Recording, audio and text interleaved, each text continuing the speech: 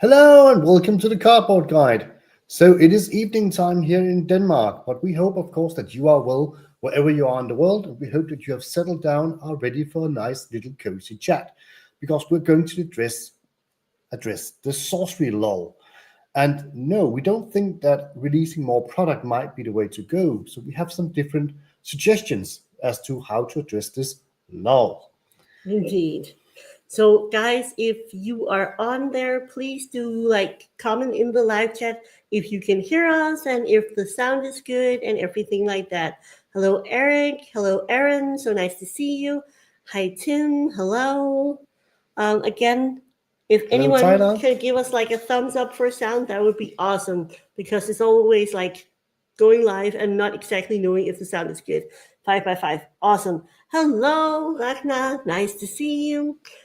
So we wanted to do a bit of just addressing this lull because somehow it ended up being equated with the lull that some people seem to be experiencing right now.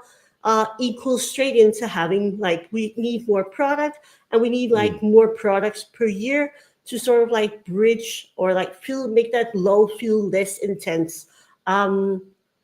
So I think you had a couple of really good points about the lull from a collector perspective and a player perspective, and then a content perspective. Yes. So would you try to just talk a bit about that? Yes, because we addressed also the narrative. And sorry, you're stuck in traffic, Milo, but now you have our wonderful company. So we hope we're going to entertain you. Hopefully. It's like Gladiator. Are you not entertained? So, but we sort of addressed the narrative going on around right now that sorcery needs to, release more sets because there's a lull. And I was like, well, is the lull actually a problem? Because if I take myself as a kitchen table player, I see no problem. I have no problem with a lull. A lull is actually just giving me time to, sort of appreciate my cards and build more decks and try out new stuff before new cards are released into a, steady stream of deck building. So I like to actually have my deck sort of, up to date and be able to play with them before new cards is released and I need to sort of modify my decks. So from a kitchen table player perspective, I think the lull is actually a good thing. And from a collector perspective, I also think that the lull is a good thing because I have plenty of time to collect the set. Right now, we haven't even collected the entire set of Aetherian Legends. And had this been Magic, I would probably have gone out right now, spent a lot of money to get all the cards I wanted and to have, a fully updated sort of collection. But because this is sorcery, I have much more time to actually sort of collect the cards that I need, and I have a much better time to spread my finances to actually not spend a lot of money at one time, but to spend a little over a longer period of time. And I think that's great for, peace in the household and stuff like that. So actually, I think, the only problem I have with the lull right now is actually as a content creator, because it can be sort of mind-racking to find the right sort of videos to do. And it's also very hard from a content creator perspective to do videos and make videos and sort of, be creative with the sort of topics that you bring up. And at the same time, see the videos just crash and burn because there is not actually a lot of views going on right now. So what about you, Sophie? Are people saying something great in chat? Yes, people are saying all kinds of good things. Hello, my Matthias. sorcery Hello, Cody, Emmett. Good to see you. Eliseo, good to see you. So I'm going to go through the different aspects as well. So from a play perspective, I'm not even half done yet with Aetherian Legends. I think there has also been some sentiment Archimago is the only avatar, and it's going to be the end-all avatar. And I think just like with beta, the meta will constantly change because Archimago is popular right now. There's probably going to be someone who tries to beat that specific deck, and I think we're going to see the meta deck, the winning deck, is going to change just as much as it did with beta. And from a personal player perspective, I played a couple of constructed events. We've played together a while, but I mean, we have a lot of stuff we want to do. We want to do some sealed content and just to open more Aetherian Legends boxes and use them to play. We want to build like constructed only decks from Aetherian Legends. I mean, there's plenty still to explore.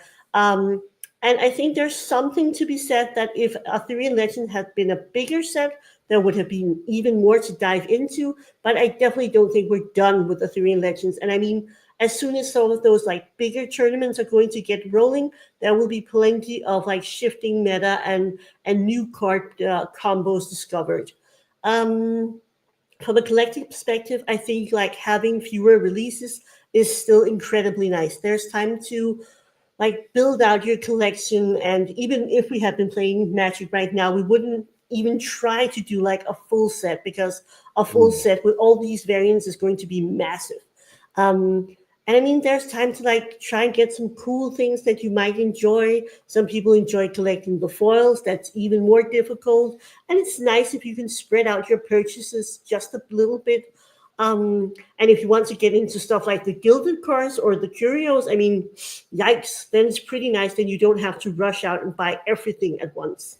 From the content creator perspective, I think there's something to be said about like getting really creative. We've been trying to do like, okay, what haven't we covered? What would be fun? What would be useful information for people to have? So like promos was a video. We did a like updated version of the curios and gilded cards.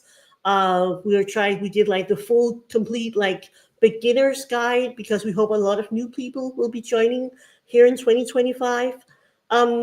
But it is difficult. I mean, it's like there's not always something obvious to talk about. But I also think that would be, I mean, I do appreciate we get to be really creative. We get to think up some new ideas and like really try to see what could we do that would be fun content. But it is rough at the moment. Like we are definitely down on views, and views aren't everything. But when you spend like little days making something, it doesn't get a lot of views. It's always rough. That's just like, we have feelings too. Of course, it's rough to see that it doesn't really work out. But I do think it lets us be very creative, that we're not just always talking about a new release. So there's that. And that's a great idea. You should do a tier list video of hottest monsters. That is coming up. Dead of Night Demon as nerd number 1. Yeah, I choose Wandering Monster. He has like serious stalker vibes. Yeah, it's goddamn terrifying. He's a creepy dude. So yeah, in general. But what we did also want to talk about is, I don't think if there is a lull and you're feeling like, oh, it would be nice to have something like, oh, I want to see something happen. Maybe it could just be solved with some more stuff from Ares Curiosa. And I think we were talking about, what would you like to see them do? Because I don't think we necessarily need more sets. I think 1 set per year or every 9 months, that's like ideal. But what would you like to see from them? Like, what would be a fun thing to have to engage with right now?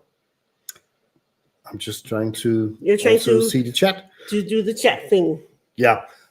Well, one thing I would really love to see them do. Yeah. Yeah. When Sophie was in Essen in Germany, you had this live stream together with Sean. Yeah. And, while on that live stream, you got a lot of, great insights into the creation of some of the cards. And we learned from that live stream that Sean's favorite card was actually Snowball. And you sort of went through the process of creating the Snowball card. And I thought that was really great. And then I thought, well, one thing I would love them to see do, wow, too much beer already. Yeah. One thing I would really love to see them do is do some sort of, card insights video.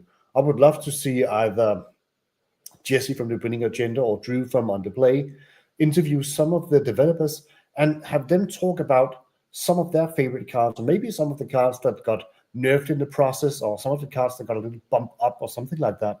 But, having a little bit more insight into how the cards were created and the process of creating sorcery cards, that would be really great. And it should be, in Goose quotation marks, it should be easy content, because they actually have all the knowledge and all the people required to do this sort of video. It's pretty much just, sit down, roll camera, great video.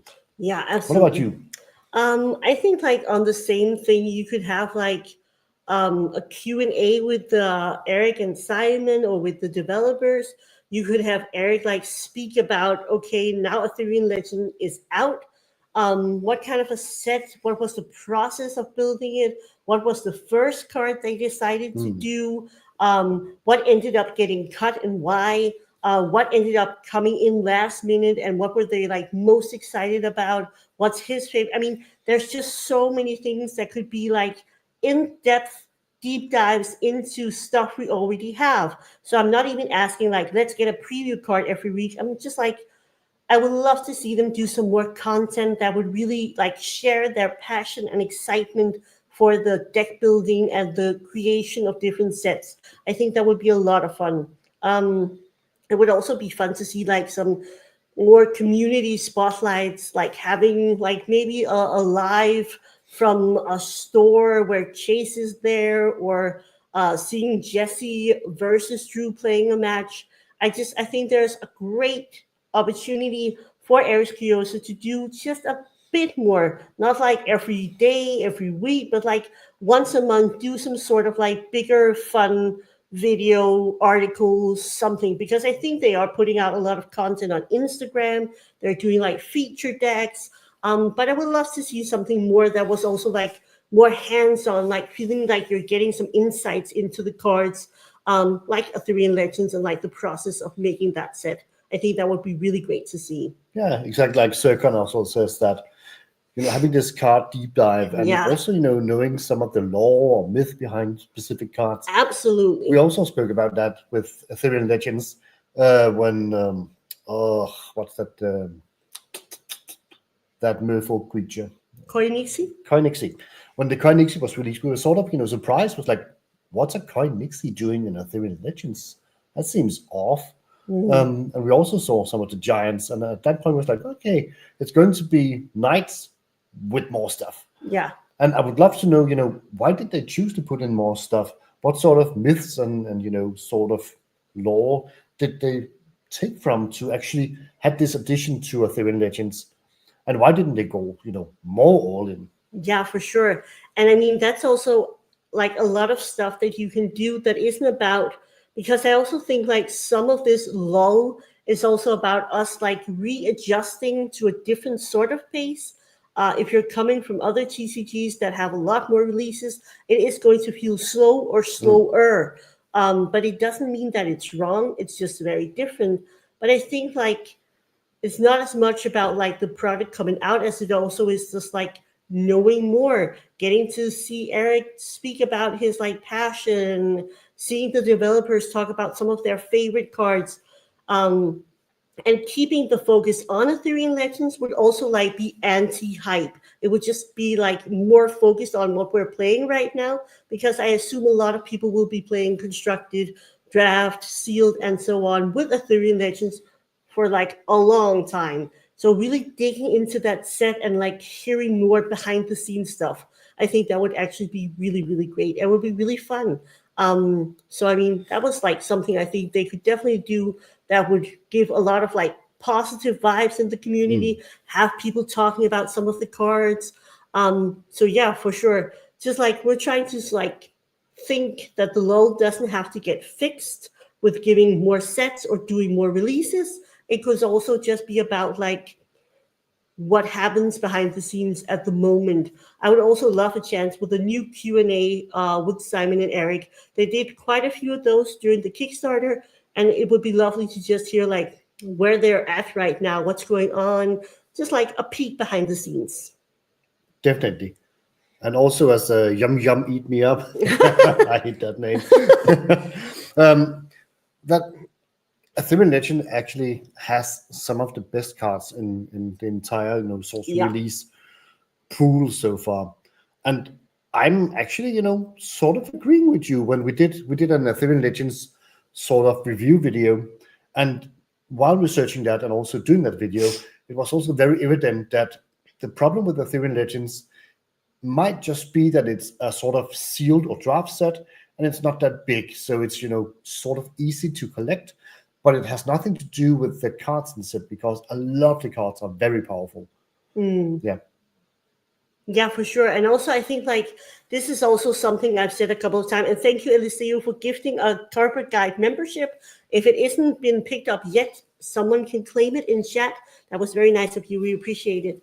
I also think that it's an issue that we might be underestimating Aetherian Legends right now, because I've said this in a couple of videos, but I really want to understate that I think like 3 years from now, and we have a couple more sets out, Aetherian Legends is like literally going to be this little gold mine of really cool cards, a really thematic set, a really fun set, loads of beautiful cards, really great Gilded Chase cards, really cool curios. I think like in retrospect, it's going to feel even better. And especially because it plays so well in limited, I think people are going to want to have those boxes so like you can re-experience the set in a couple of years. I think it's difficult because Aetherian Legends is so different from beta, and beta was like a knockout experience. It was amazing. It was so fun to open, and it was just like a really big, wide fantasy world with all kinds of mythology and historical periods.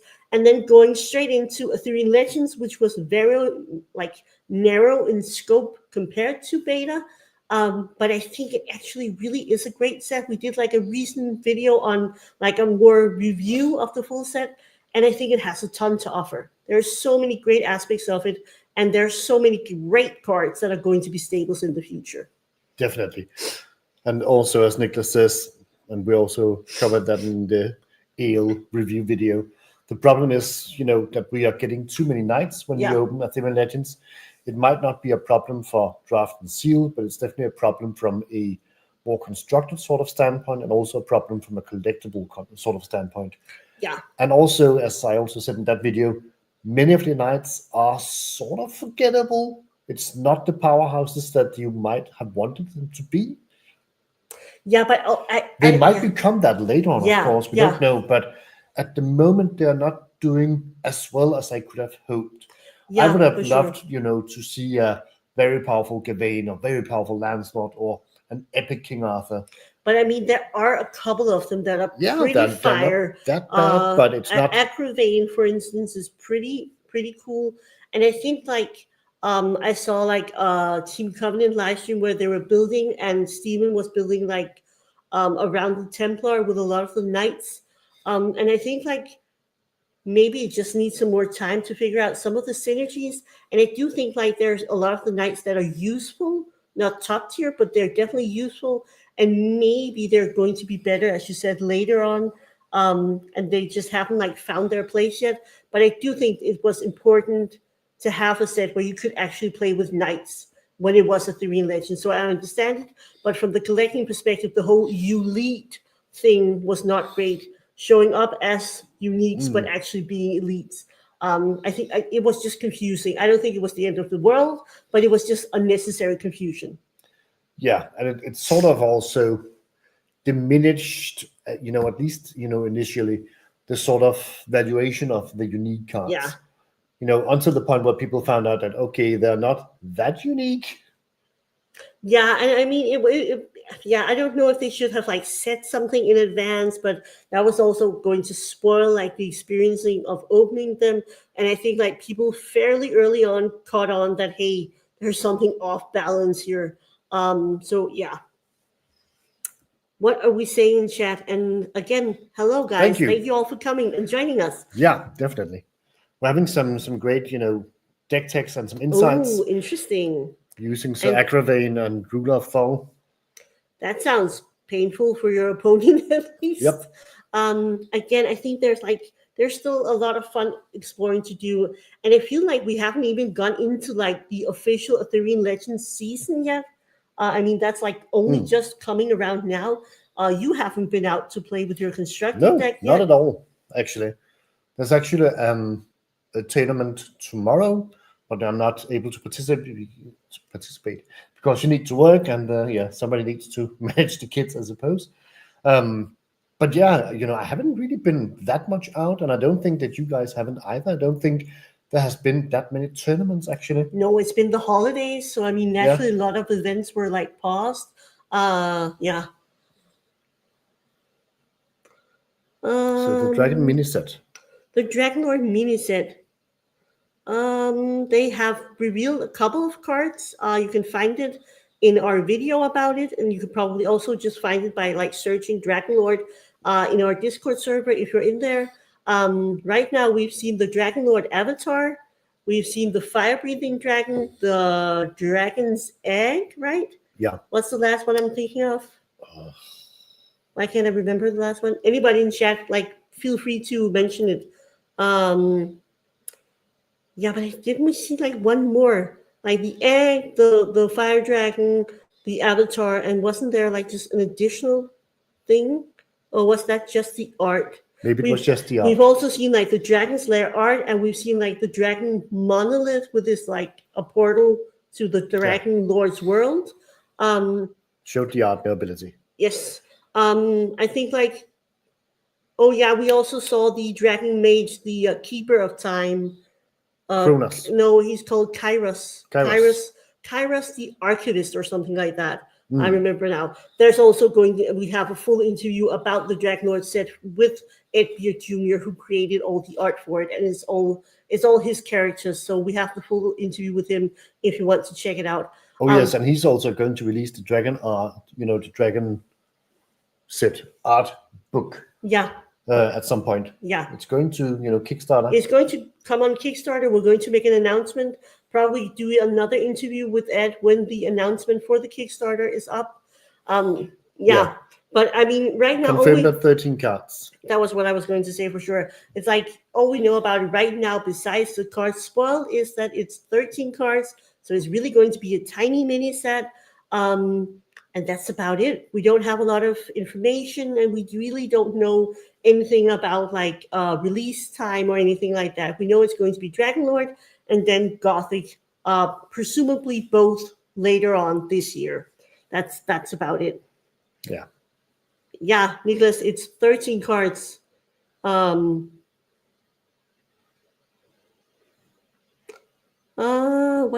just gonna put it up. What they haven't said is if it will be full play sets. Oh yeah, we have no idea. Presumably, I'm guessing it will be full play sets, but I mean, maybe not, and maybe there's going to be some sort of chase variant, so people want to buy more than one.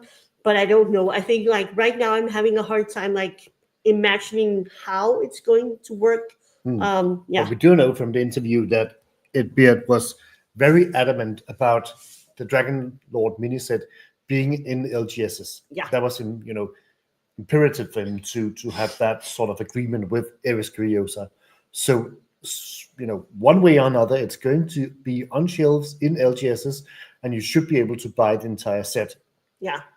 But if there's going to be extra yummies, or if there's going to be random booster packs or something, to give an incentive to buy more than one sort of box or brick or what's going to be, we don't know. Yeah, but I would imagine there's going to be some sort of collectible element to it. Eric is very much into the collectability. So I would imagine that like there's going to be some reason to buy more than one probably. I do think we're going to see a dragon for every element. I'm fairly certain because also like the whole he showed this art where you had the different dragons that had this different sort of elements associated to them. Yeah, exactly. And it was all very much based on like the Dragon Lord being like the controller of all four elements. And yeah, I think we're going to see like a big dragon for each of the four elements. But I mean, it's going to be exciting. And speaking to Ed Beard Jr., it was definitely evident that he felt like there were some like important cards in there, and potentially also some stuff that would be like, that would change the way we play the game. So, I mean, right now it could be just 13 cards, but it could also be something that is going to like be more radically different and add some new dimensions to Sorcery. So it sounds cool. The art looks really cool. I'm very excited to see more about it. Definitely. And there was also a comment, way earlier. Yeah. About the release pace. And that comment said that, right now it would be cool if there was one big release per year, and then maybe a little release like Dragonlord mini set or something similar to that sort of set. We've also spoken about that. One thing I would love to see is some sort of an artist sort of highlight. We saw that in Aetherian Legends, specific artists, had a great sort of impact on the set of Aetherian Legends and was sort of chosen to represent or have some sort of strategy for Aetherian Legends.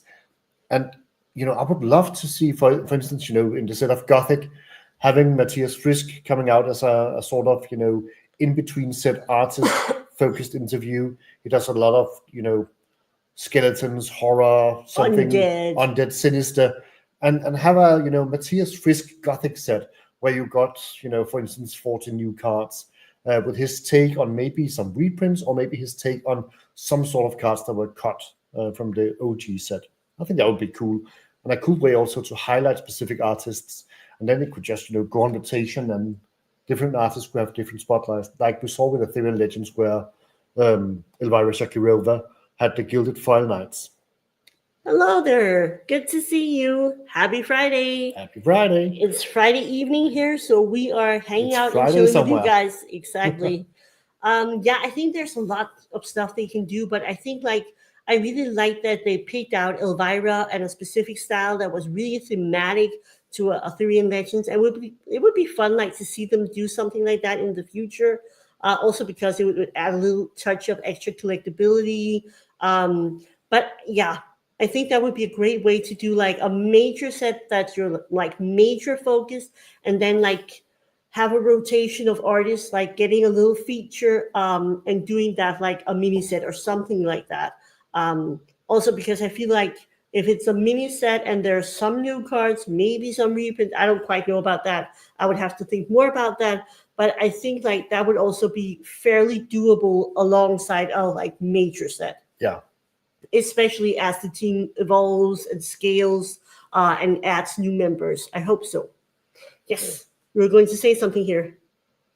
Yeah, well, not necessarily. I just think it's a great idea. I'm also hoping to see a sort of necromancer sort of avatar. Yeah. I think that Death Speaker also has some necromancer vibes to it, but it would be cool to see maybe an avatar that could resurrect creatures from graveyards and get them back onto the grid, maybe with an undead counter on them or something. Yeah, I think there's a lot of good options. I also think there could be a zombie lord or something like that. Yeah. Rebecca Gray yeah. Yes, please, Milo. We would love that. Rebecca Gray is just she does amazing art, and having her involved with Sorcery would be the best thing ever. Yep, I love her art. Actually, I have a Rebecca Gray tattoo right there. Yeah. So. And Elise was saying that Liz Stanford has some of favorite art in Aetherian Legends. Again, that's also something we would love to do. We try to keep a fairly good mix of some gameplay, some interviews, some coverage of events, and just news, and then deep dives into promos, curios, whatever. So I think that's definitely something we want to do more of this year, because some of the most fun has been hanging out in live chats with you guys, but also talking to artists. It's been really a great time understanding more about the process, just their experience having most of them really long careers with being an active artist and engaging with art in many different ways. It's been a lot of fun. I really have enjoyed different conversations. Jeff Menges, Drew Tucker, Elvira Shakirova. So hopefully we get to connect with Liz Stanford. Again, I am really hoping to make it to SorceryCon this year. Thanks to all of our patrons. So all of the people who are lighting up in green here in the chat, hopefully with the help of our patrons, we will actually be able to send me off to SorceryCon this year, and hopefully do some artist interviews live on the spot. That would be really great. And if you're coming to Askermas Chapter 2, you will be seeing Yes. Then I will be out and about. Out and about in the wilds. Yeah, exactly. That's going to be so cool. Oh, yeah. I mean, Rebecca Gray has done so much nature, elves, fae creatures. I think her style is just beautiful for that. Yeah. Bitter Blossom and Magic. Rebecca Gray OG art. Oh, it's gorgeous. Body horror mini set by Anson Maddox. Well, I don't know if you've seen it, but Jürgen over at Nerd and Proud of It YouTube channel actually spoke with Anson and Brenda, his wife, and he has like multiple pieces of art in the upcoming set of Gothic. He had one in Alpha Beta, Font of Life, but apparently he has quite a few in the next one. So who knows what we're going to see? It's going to be scary. Yeah, I do think like I feel like I might have to take back my idea that they would have to have some light creatures and dark creatures. It might just be dark.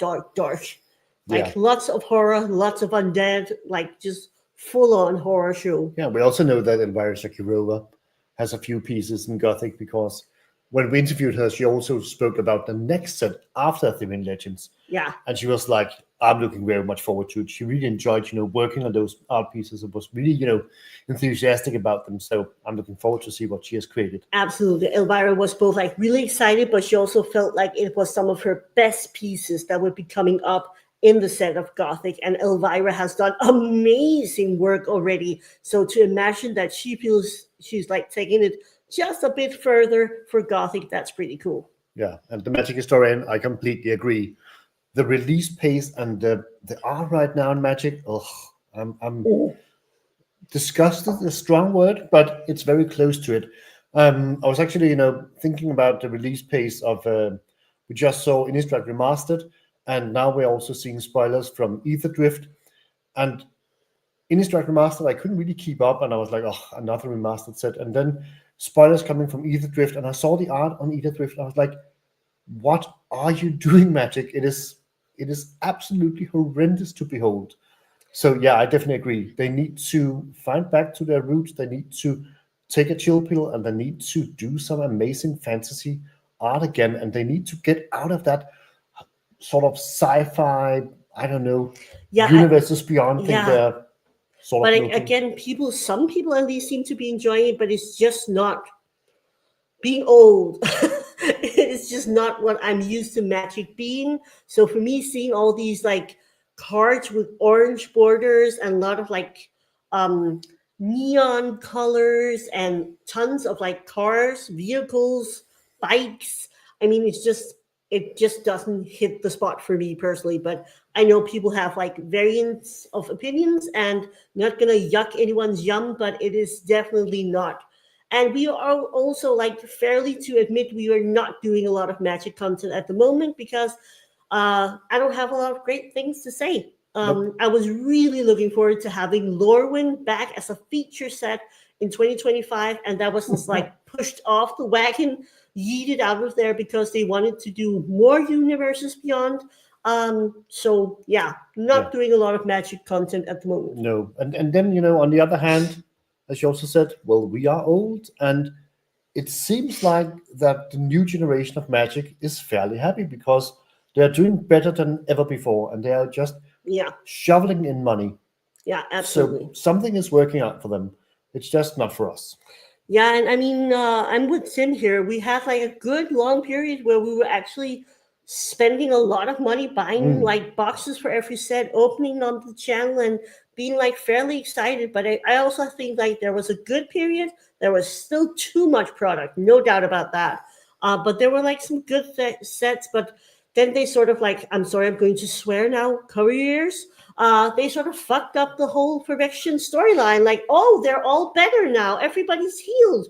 And it was like, if you want like the lore and the story to have consequences and to feel important, then you can't just make everything better and like wave a wand and everything's cool again, because then it completely diminishes all of the stories you told up until there. So I don't know. I just got a bit annoyed with the lore, and I've been loving the Magic lore forever. But the newest part is just, it doesn't feel very cohesive, and it feels like it's definitely getting lack of attention. Yeah, and that sort of joke where an important character is killed off and then they return and it's like, they got better. Yeah. I think I said it from Monty Python. Yeah, exactly. Yeah. But after the Phyrexian invasion, I really felt that, I've always, been an elf player. I've been loving Nissa as a planeswalker, and seeing her, getting Phyrexianized, I was like, oh. But it was also good. But yeah, it was, it was felt... disheartening. It was tragic, but she needed to die from that point. Yeah. Having her, just come back, the latest hit, what was that? The after thing. Aftermath, what it was called. No, it was the one after Aftermath. Yeah, the one that flunked terribly, where you suddenly saw some card reveals, and that was Nissa, being all elfy and perky again with the right number of arms. I was like, what's up with that? Yeah, but I feel like it was just like it went wrong. But we're going to focus on the sorcery thing. Hello to Fluent, great to see you. I'm so happy so many of you could turn out, because I do know it might be a bit of an awkward time if you're in the US time zones. Hopefully a lot of people are stuck in traffic somewhere. I don't hope so. That's hopeful. No. We're going to entertain them. Yes, we will definitely try our best. Sorcery takes its time, creates high quality fantasy cards. Yeah, absolutely. Yeah. I think you're doing great. And I also think they're very clear on what the mission is. The mission is delivering the best possible product. I think they are not compromising on what the vision is and what they want the game to be. And again, I feel like the art that they're creating for the cards with these artists and all the original hand-painted art, it just makes each card super identifiable.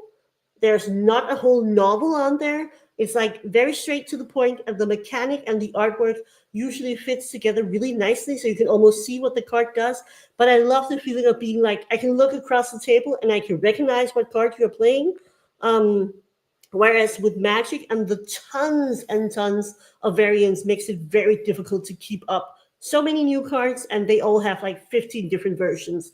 I like that you have a card, you enjoy it, and it has this iconic art on it, and it's immediately recognizable. I think that's a really cool thing. Yeah, there's actually a very good question here in the chat. So do you think it's a pro or con that Sorcery doesn't have lore? Because you're definitely, the lore fan in this household. Yeah.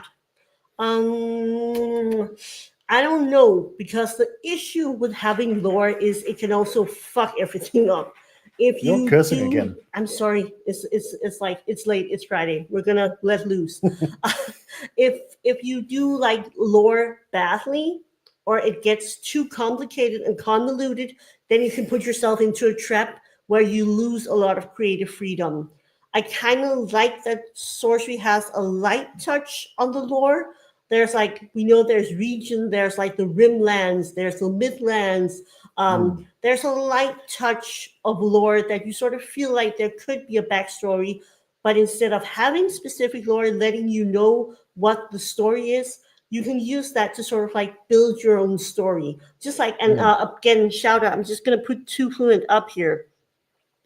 Too Fluent here has actually done a lot of lore for Sorcery, thinking up what would be a cool and fun piece of lore to have with this. So go check out that on his channel. So I think there's pros and cons to both of it, but I think it's kind of, I'm scared to see them. I wouldn't want to see them add lore at this point. I feel like that's too much to take on. Let's focus on getting the sets of high quality out there. But I do love lore, and I love that, I love them having little hints here and there, putting some flavor text on it that's just sort of hints at there's this deep story and deep world building. So if they could do it right, I think lore would be a lovely addition. But I think lore also has the inherent risk that if you do too much, you're kind of trapping yourself into a corner. Yeah. What about you? I would like, some sort of loosely associated lore. Yeah. I love to have some sort of map. Dominaria and Magic was great. I loved that you had a lot of places on the realm or the plane of Dominaria, and you knew that the goblins, they are in that area, and the elves, well, they are in Llanowar and stuff like that. But a lot of the cards were sort of generic or non-defined, because you had the Llanowar elves, you had the Elven Archdruid, you had the Mons Goblin Raiders, you had the Shivan Dragon, but it wasn't a specific character. It was more sort of a stand-in of a sort of creature type from a specific part of that plane. Yeah.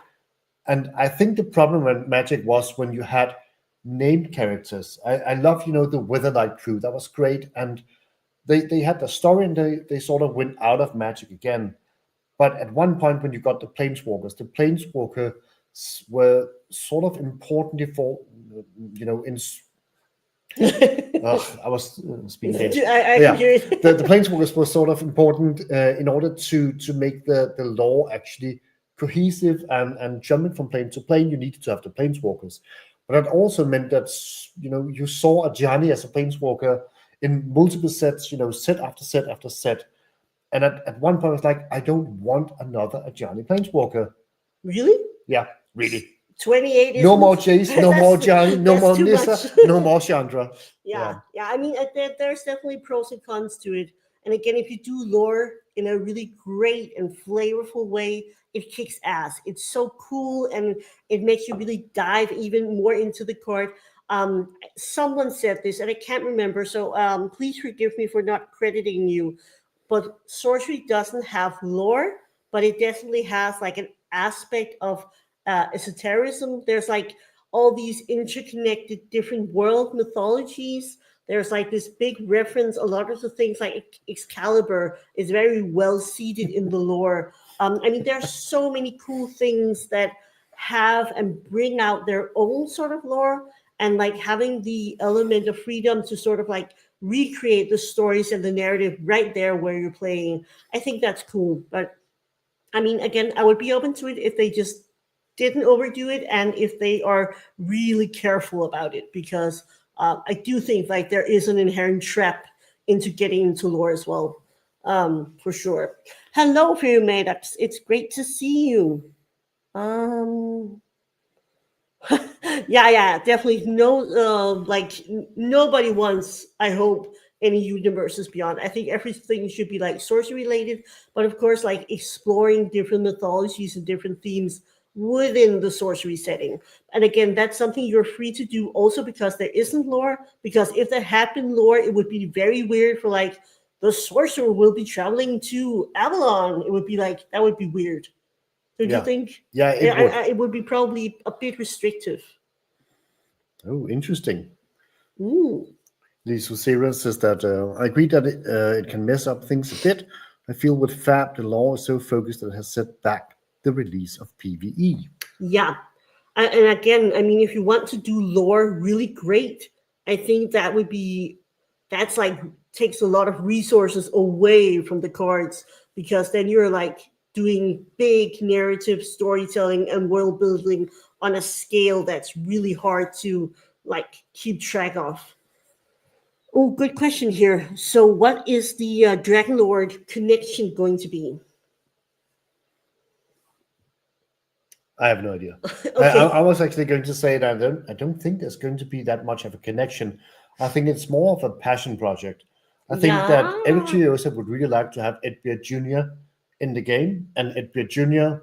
had, his own lore about the dragons, the Dragonlord, and that lore really goes back. He has so much lore going on. Yeah. And so I think it was sort of, happy sort of meeting place that EC wanted him on the, sort of in the sorcery game, and Edbeard Jr. wanted to sort of have his lore and his story released in some sort of form, and there they were. Yeah, but I do remember that Edbeard Jr., and I'm having a tough time remembering if I cut this out because it went on a whole like side tangent. We have like this really long interview with Edbeard Jr., and it is amazing because he's a great storyteller, but it was actually several more hours in there. He did say something that he and Eric had worked on something, this portal, do you remember the monolith that he said that's like a portal to other dimensions? Yeah. And that's how they sort of connect the story or the lore of sorcery as a game with his like Dragonlord mini set. So this monolith that's like going to probably be like the logo or what they showed at SorceryCon is like the portal between some worlds and the Dragonlord sort of enters into sorcery via that. So there is like they've thought about like a logical connection as to why the Dragon Lord is like even in the game and the realm of the game. Yeah, I mean, there's so many people thinking out alternative formats. I think the ones that have like really caught on are just like the 4-player version, and then there's like a lot of different where you can add some fan-made cards where there's like King of the Hill sort of vibe, and what else? There's also the 2-headed giant Beasts of the Bay have like a full set of rules and play mats for that. So it's like 2v2 gameplay. I saw some people trying out like 3 persons versus 3 persons gameplay as well that look wild, doing like 2 double up play mats of the big ones. Definitely, and Jesper Fuglsang Yes. has also been making sort of jumpstart sort of sorcery decks with cards from Aetherian Legends. Yeah. And So it's like that's it's also that based to do. on you can like take just like Jumpstart for Magic. He did like a version where you can take 2 decks, smash them up, and like play them together. And he has like on a couple of the forums, but also on Discord, he put out like this entire recipe to do like these Jumpstart like decks for Aetherian Legends. So if you have a lot of new players, that might be something that everybody could gather up the bulk and then see if you can make a lot of decks, because I mean that's a way to get a lot of play time out of your bulk. Yeah, definitely. And also, a lot of fun. And a great way maybe to introduce new sorcerers into the game. Yeah, for sure. I mean, I think also as Sorcerer Circle here is saying, there's a lot of untapped ways that you could build around the grid, making it smaller, bigger, doing like putting items on, having all sorts of sites on there already. I mean, you can really play around because the grid adds so much design space that there's a lot of stuff that you could do. And I think like we will probably also see more formats in the future, at least just like knowing that Ares Curiosa is actually thinking about multiplayer when designing cards and wording cards now. Yeah. That's pretty cool, because that really opens up for more gameplay to be explored. Yeah, definitely. So, guys, we have been talking for quite some time. Do let us know if you have any questions, because we wanted to talk a bit about the Lull and say, hey, maybe it's not a problem of more releases. It's more about like, let's get some fun content out there. It would be cool to see Ares Curiosa come out with like a deep dive on like the release of Aetherian Legends and the development of the set. But please do shoot us some questions. We are right here. We have beverages, and hopefully you're sitting tight and having a nice time. Lizzie was asking, do you think the Gothic precons will be only with Gothic cards or combination of Gothic and better? Spicy question. Good one. What do you think? I think it's only going to be Gothic cards. I think, and I've been drinking beer now, so I might spill the beans. Oh, I'm no. trying not to. But, Oh, no. Let's keep Jens spoiler free. But we know that the set of Gothic is going to be big. So I think it's going to be big enough to support precon decks with only cards from Gothic. And I think that Ares Curiosa will also be interested in getting better sort of out of the way with the release of Gothic. So it's going to be Gothic and Aetherian Legends that are the sort of available sets to build from, and not better, because at one point better needs to be out of stock. And I don't think they would like to do more printings. Absolutely. I think like I mean, I could see like a reason they might want to include some better cards in there, but I feel like it's going to be Gothic only. And I also think like they're definitely trying to tease in that very long recap video that just released like pre-Christmas that it's going to be a lot of fun. Sorcery and Simon were going like Chase and Simon were going like back and forth on how they were like beating each other up with these new precon decks, and they were a lot of fun. So I think they said they would keep them smaller. I believe Simon also said that on Kevmo's podcast, All Things Contested Realm, that Shout they would out. keep. Yeah, exactly. Kevmo's podcast is great. Go listen. Just in a minute. Yeah, don't go. Not don't yet. go yet. But I think they also said that they're purposefully going to keep them smaller, and then you can upgrade from there, and also to keep them a bit smaller because it just makes it a little easier to handle when you're teaching new people to play the game. But major win that they will have precons for Gothic, because I think they were sorely missed for Aetherian Legends. Either they needed to create precons for Aetherian Legends, or beta precons really should have been available. We saw at Essence Spiel that a lot of people were super psyched to be playing with the precons for the learn to plays, but unfortunately weren't able to buy any. So, I mean, if you have a really fun experience and go straight over and get to buy them, I think the likelihood of you staying around in the game is a lot bigger than having to go home and research and find those decks. Definitely. I'm just going to take this comment, and sure. then I have another comment I would like to just address shortly. Fire away. So the meta is going to be figured out. Yum Eat Me Up is saying, for me the biggest thing about the Lull is rather the meta gets figured out, and it's not going to be until the end of the year that something comes along to shake up the meta and keep things fresh. I think that's sort of understandable and viable fear, because that would be sort of devastating to have all-dominating constructed tournament deck that's just going to be winning it all, and it's going to be mirror matches and mirror matches. At that point, I hope that EC would either, ban specific cards if that's what needs to be done. Yeah. But luckily, I think that the way that you construct decks in Sorcery is going to make it harder to find those maybe unique pieces to combo off.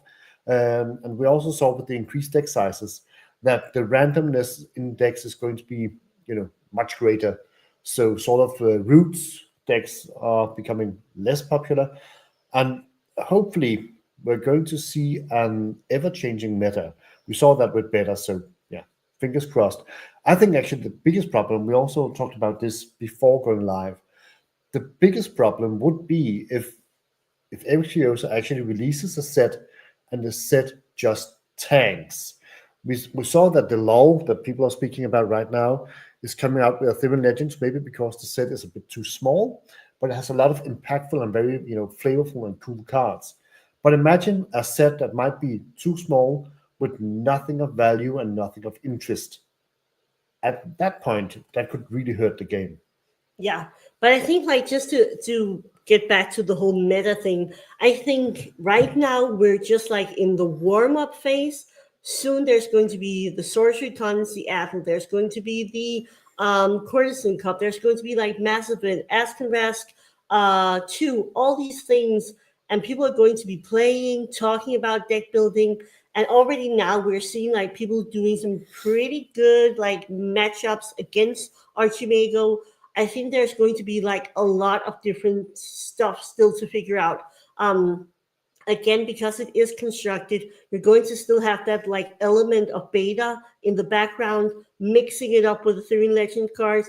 And I think that a lot of people are still trying to figure it out and do figure out the really cool deck to play. So hopefully the meta still has a good way to go before it's going to get figured out, because some of the playtesters have been playing since pre-alpha, a year pre-alpha, and they're still playing decks and haven't figured out the perfect one yet. So hopefully lots of gameplay in the game still.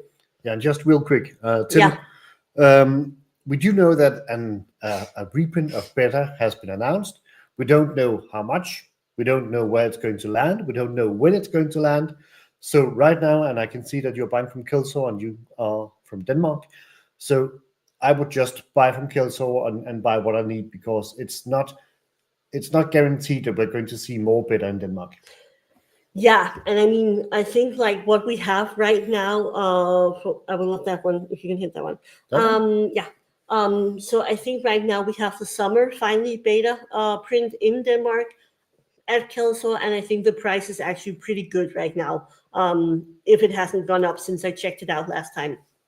So I would probably just order some now, because there's no guarantee that we will actually see more beta. Again, it could be more beta and it gets even lower the price, but I was just if you feel comfortable paying what they are right now at that price point, I would get it, because they have it, and that might not be the case for later on, because if the reprint is all going to, I don't know, South America, that's not going to help us a lot. I was just going to say, it's just funny. I was just going to say, the Milo, are we going to submit art? What kind of art? Did we talk about something? Are you going to be fishing from a dense forest? I don't know. I have no idea. But do let us know, Maya. I'd love to hear what that question was. Yeah. The roots was definitely a temporary issue. It did definitely get solved. Yeah, it did.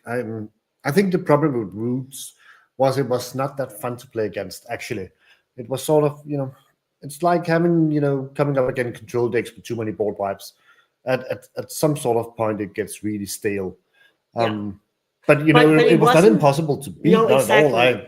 I saw a YouTube video. I can't remember if it was. I can't remember who it was, but it was one of the gaming channels, and it was a video that was sort of made to beat roots, and pretty much just draw cards, use your sorcerer. When they pop off with roots, you have remove the Amazon warriors and build up from that point.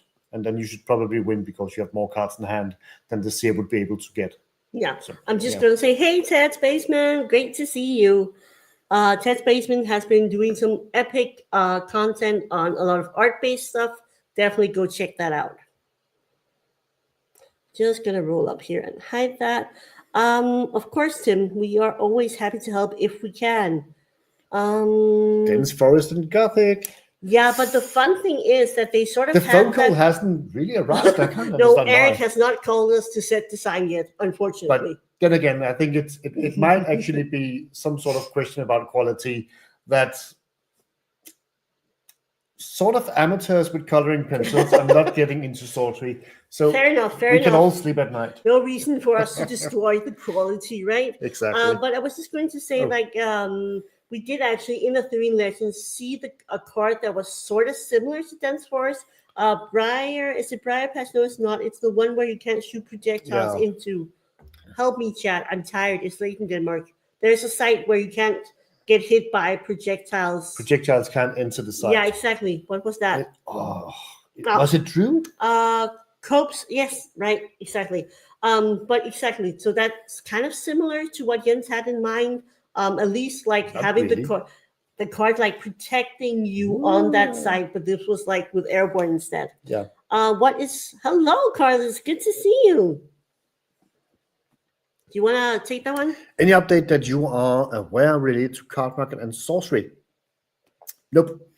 We know that card market has been sending out surveys asking people if they would like sorcery on card market, but I haven't heard anything more specific than that. And every time anybody brings it up in the official Discord server, Simon always says like, yeah, they're interested, but like send them an email. And I've sent a couple of emails by now.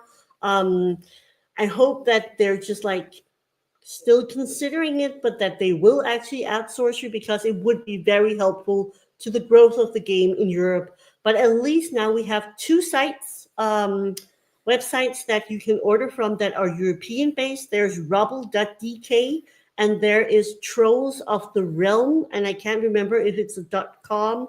I will try and find out and then pin a comment on this video. So 2 new sellers that are in the European Union, which at least helps a bit with all the shipping and the VAT and the import fee. And otherwise, there is always Cobalt Heroes, who we are sponsored by. He has like the biggest selection out there and ships really quickly. But I do know that it can be an issue if you are in Europe. Yeah, you might get hit by that. But then again, at some sort of point, it's actually cheaper to just order your singles that you need than trying to hit the right cards by opening boxes. Yeah, and also, I mean, for us, and this is not because Cobalt Heroes is our sponsor, because we did this even before, just having all the cards from the same seller can be like also, even if it is from US, just a lot easier because we had spent a lot of postage when we were collecting beta on getting cards shipped from 1,000 different places. And I mean, just in shipping, that ended up being really expensive, like by the end of it. Okay. There's someone showing some love for the Dense Forest here. Yeah. I have already highlighted that comment. Oh, it already went. But yeah, I think it's kind of cool. And I also think, well, it might have been better with the Dense Forest in Aetherian Legends than actually the Perilous Bridge, because we already had the Great Wall, and it sort of does the same thing as the Perilous Bridge. So I thought it was like, why are we doing the same sort of card? Of course, it's not exactly the same card, but it's very close. It has sort of the same vibe to it, Yeah. definitely. But maybe it's because there are more ground creatures or ground minions that Yeah, we airborne minions to sort of don't have a ton restrict them. of airborne in Aetherian Nope. Legends. Or Some. Some. in sorcery in general. Yeah, true that. So I think it might be to do a sort of more control the grid and prevent ground minions from going around. But we also saw that in the, or was it the, what's that, TTS league, the league. The Sorcery League that runs Yeah, in the TTS, Sorcery League. Yeah, the finals we actually saw the great impact of Perilous Bridge. Yeah. With Punch Butchers really being restricted by not being able to traverse. I had to say, like, seeing that final match from the Sorcery League really made me change my mind a bit on some of it. But in general, I find that, like, I have a lot of ideas about what the cards do and how good they are. And then I play some of it and then I go, okay, I might have misevaluated this. I think you're better at evaluating card like on like the face of the card. I really need to play the card and see, does it fit? Do I want to play it? I think Cursed Land looked great on paper, but I really don't like that you sort of get hit by it yourself also. It definitely, you just need to place it at the right spot I at know, the right time. There's something about being strategic with placement, but I don't enjoy it. And maybe also sort of baiting your opponent into playing sides where you want them to be played. Yeah, there's definitely, you can sort of like push the opponent to control where you can place it, but I still don't quite like it. Yeah, I'm not that great of a player. I'm going to fuck off myself with the Cursed Land, no doubt about it. But I sort of like it, and I like to have the extra damage that it might be able to do. Yeah, for sure. Well, guys, are we going to wrap it up here, or are we good for some more questions? Oh yeah, Cursed Land in 4 player. Yeah, I haven't tried it in 4-player. Oh, I love that. Sort of spicy, prohibiting and defending yourself. Yeah. Yeah, I've been thinking about trying to do something different when I get the Foil Witch avatar back from grading. I'm getting it grade, but like in a slim slab, so you can still play with it.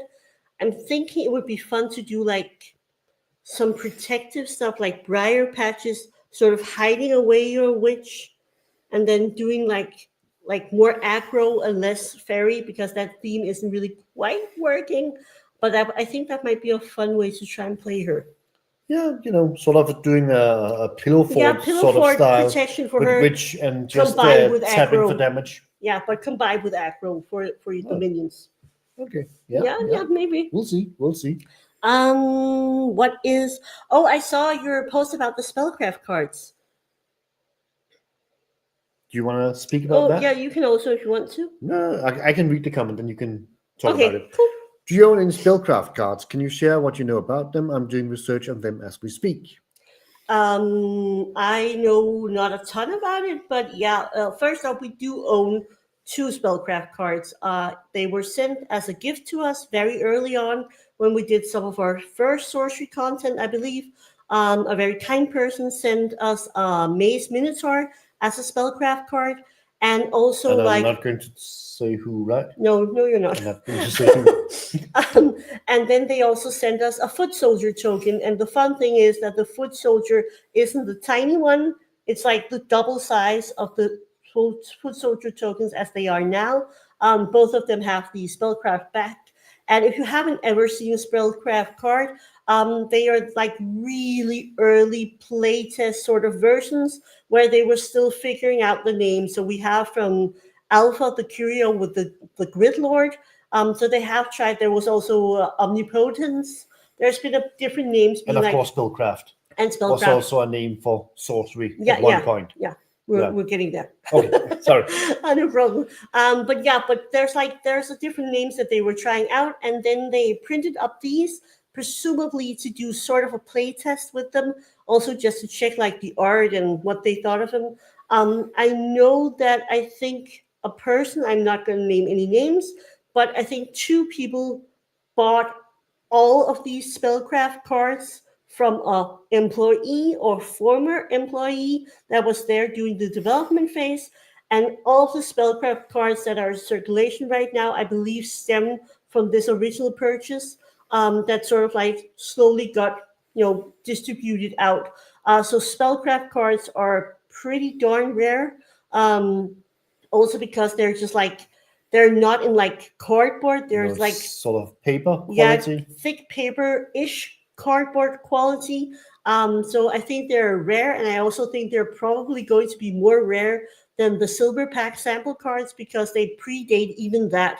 So they're like perhaps one of the earliest versions of Sorcery, but under a different name, but with some of the same cards, like the Maze Minotaur. And the same art. And the same art and the same card back. Yeah. But it's really cool. And I really love the Foot Soldier token we have because it's just like, it's cool and it's like half card size, not quarter card size. So there are some really cool collectible cards if you like the whole story thing. So that's what we know about it right now. I'm sure Mike Savati from Collector Art House might also know some more because I know he had some as well. Yes, the ink quality is very, very good and it's very intense. I would say the one we have, I don't know if there's variants because I haven't seen a lot together. The two cards that we have, they are really highly, highly saturated. Like they're more like beta summer print, alpha-ish in terms of like the saturation. And in general, they're just really cool and they're fun because they are so early and just like Spellcraft. That's like, it's fun to have some of those like really early development cards. Yeah, definitely. Yeah, remind me again, Ted, which one did you have? Because I saw like a post you did, but I didn't quite catch which one it was. So do let us know in chat. But yeah, they're definitely, on thinner stuff. Yeah, it's definitely it's handled with care. Yeah, for sure. But I mean, it's one of those cards that it's just like, yeah, teleport, right? It's one of the cards that I'm just like, both because it was gifted to us by a very kind person, but also because I really love the historical part, which in part is also why I enjoy the curios. But I really love it. So that's definitely a forever keeper card. And guys, I just have to do a bit of an advertising here. Oh, yes. On Tuesday, we are going to have a big interview with Zach Bunn from Team Covenant. He has agreed to come on the channel and do an interview. So we're going to be talking about sorcery, of course, but we're also going to be talking about why Team Covenant as a business decided to back sorcery early on. We're going to be talking about what Zach personally enjoys about sorcery, where they see the game in the future, all these kinds of things. So please do check out. It's already up on the page under live videos. It's going to be a live stream. And if you want to come and join, it would be really awesome because we're going to take some questions and comments from the live chat as well. We have some questions already that we're going to discuss and going to have a conversation about. But it would be awesome to have you guys along with us and also doing some questions and comments. So check it out. It's going to be up already now, and it's going to go live on Tuesday. Yeah. Yeah. So with that, of course, thank you for joining us for this live stream. It has been a blast. You guys are the best. And we hope that people stuck in traffic and trapped at work or working from home have enjoyed this and that you're going to have a very nice Friday. Absolutely. Guys, it's getting late for us. So again, thank you so much for joining us. These live streams are just like a lot of fun to do. If you enjoy them as well, please do leave a like and leave a comment because it does help out like with the video getting out there on the algorithm on YouTube. So again, guys, thank you so much. And we look forward to talking to you soon. See you Tuesday. Bye. Bye-bye.